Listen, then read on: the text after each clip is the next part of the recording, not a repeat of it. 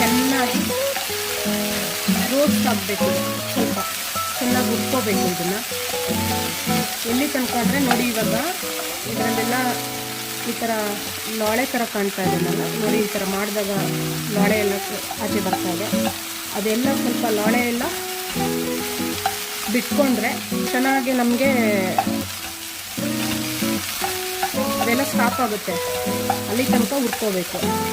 So ಇದು ಯಾಕೆ ಹೇಳ್ತಿದ್ದೀನಿ ಅಂದರೆ, ಪಾಪ ಇವಾಗ ತಾನೇ ಹುಡುಗರು ಯಾರಾದರೂ ಬ್ಯಾಚುಲರ್ಸು ಅಡುಗೆ ಮಾಡ್ಕೊಳ್ತಾ ಇದ್ದರೆ ಅವ್ರಿಗೆ ಹೆಲ್ಪ್ ಆಗಲಿ, ಹೇಗೆ ಎಲ್ಲಿ ತನಕ ಹುರ್ಕೋಬೇಕು ಅನ್ನೋದು ಅವ್ರಿಗೆ ಗೊತ್ತಾಗಬೇಕು. ಅದಕ್ಕೋಸ್ಕರ ಹೇಳ್ತಾ ಇದ್ದೀನಿ. ಇದನ್ನು ಚೆನ್ನಾಗಿ ಹುರ್ಕೊಳ್ಳಿ. ಹಾಗೆ ಇನ್ನೊಂದು ನಾನು ನಿಮ್ಮ ಹತ್ರ ಶೇರ್ ಮಾಡಬೇಕಂತ ಅಂದ್ಕೊಂಡಿದ್ದೀನಿ. ಇನ್ನೊಂದು ವಿಚಾರ ಶೇರ್ ಮಾಡ್ಕೊಳ್ಳೋಣ ಅಂತ. ನಾನು ಒಂದು 2 months back 3 months back 2-3 months back ನಾವು ಒಂದು ಲಾಂಗ್ ಟ್ರಿಪ್ ಹೋಗಿದ್ವಿ. ಅಂದರೆ ಲಾಂಗ್ ಟ್ರಿಪ್ ಅಂದರೆ ಇಲ್ಲೇ ಎಲ್ಲ ಸುತ್ತಮುತ್ತ ಅಲ್ಲ,